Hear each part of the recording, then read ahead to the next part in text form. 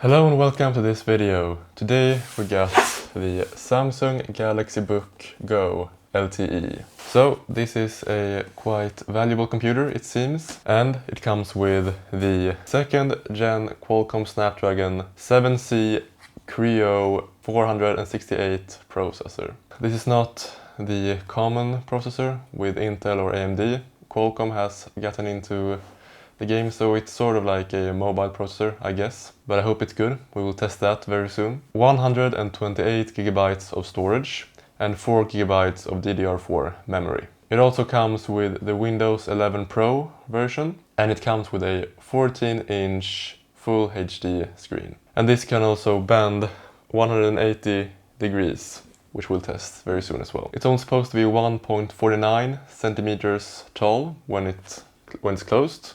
So it's very thin. We will see how thin it is. And it's also supposed to be lightweight at 1.38 gigabytes. This is also the LTE version, so that means it comes with 4G connection. You can use this anywhere with 4G connection, like your mobile phone. So this is very much like a mobile version of a laptop. So let's just check it out. Okay.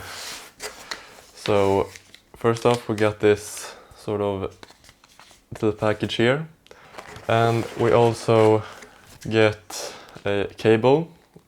This is a charging cable, it looks like USB-C, and we also get the charging brick right here. Looks like a regular charging brick with USB-C to USB-C.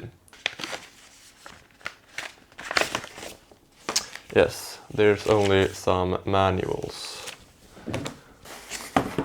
Right, here we got it. Okay, it's actually a bit heavier than I anticipated, considering they said it would be quite thin or quite lightweight. But it is thin, at least. That much we can say. Okay, let's see here. All right, here we got it. Okay, so let's open it up to see what it looks like. Okay, yes, it looks pretty good to me. Yeah, so first off, design wise, it doesn't seem very high quality, it seems kind of plasticky. I don't even think this is aluminium, I just think this is plastic. And touching the trackpad, it doesn't feel very high quality, so that is something to be aware of.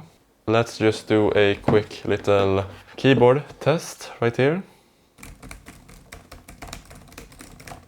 And also the keyboard doesn't feel too high quality actually. So I mean, if you like writing and you like those things, this is not the best keyboard, but it probably works fine, so that's not a problem. It's supposed to be able to bend 180 degrees, so let's test it. Yeah, it did it, so that's fine. First we can look at the ports.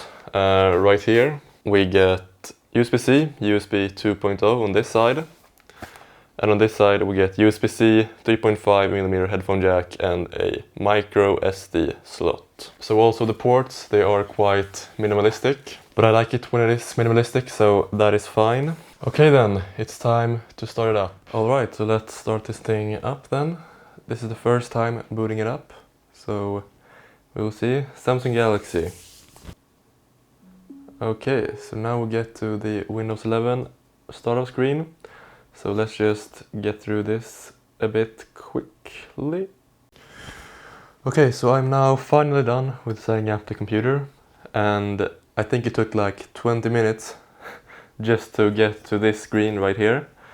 So it is extremely slow, and just clicking at icons, okay, now it was pretty fast, but just clicking at icons, and now I haven't opened the app. Okay, it started okay quickly, but yeah, it is not up to my expectations.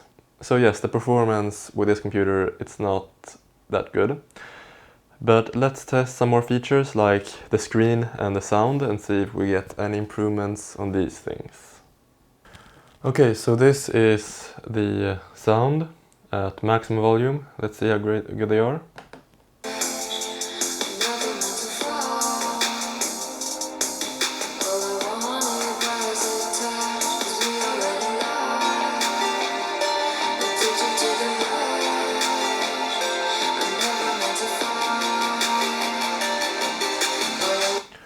Okay, so the sound is actually surprisingly good.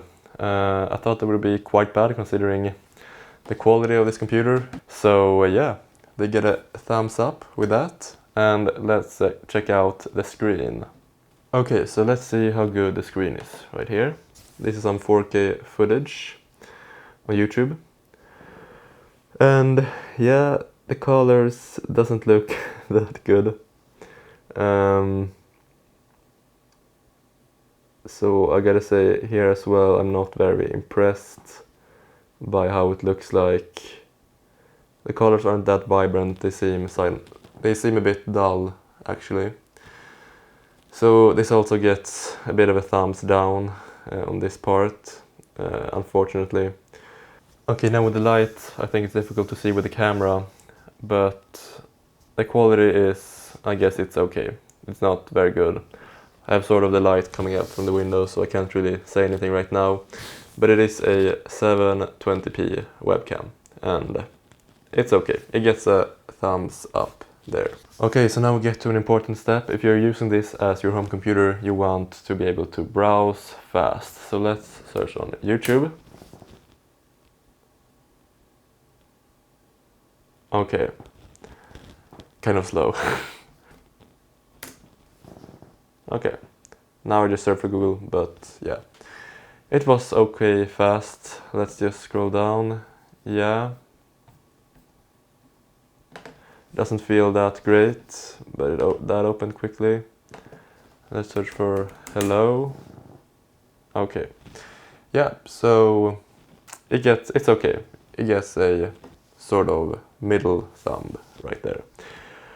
Okay, so let's just get to my thoughts of this computer. My overall thoughts are quite negative actually. For a price which is, in my country, around $500, I expected a bit more from this computer. The performance is laggy. Just when I tested it myself after recording, I mean, just by normal usage, it's laggy, and that isn't nice. Especially when you're paying about $500 for a computer. And secondly, the screen doesn't look very good. It looks sort of dull. The colors, they look bad. And yeah, the screen is just not a good screen overall. And the quality, it just feels non-premium. It just feels plasticky. The bezels around it feels plastic, and the keyboard, it just doesn't feel very good typing on it. It's not a nice experience. The feel when you're pressing, it doesn't feel very good. And the trackpad, same thing there. Doesn't feel good at all. It almost feels like the trackpad, it's broken. It feels like it's been used a bunch of times. That's the feel you get. The only thing which I found positive, or surprisingly positive, it's not even that great, is the speakers. So I guess listening to some music when you're studying might work out. So I would say this is a budget laptop for maybe students and easy home use. But at the same time, it still costs like $500, and I feel like there are a lot more valuable options out there you can get for this type of quality. But I would say this also comes with 4G connectivity. So if that's something you're looking for and you still want a cheap computer, this might be it. But overall, for most people, I would not recommend this product. So I hope you enjoyed this sort of review of the Samsung Galaxy Book Go LTE. I hope you enjoyed, and I will see you in the next video. Bye.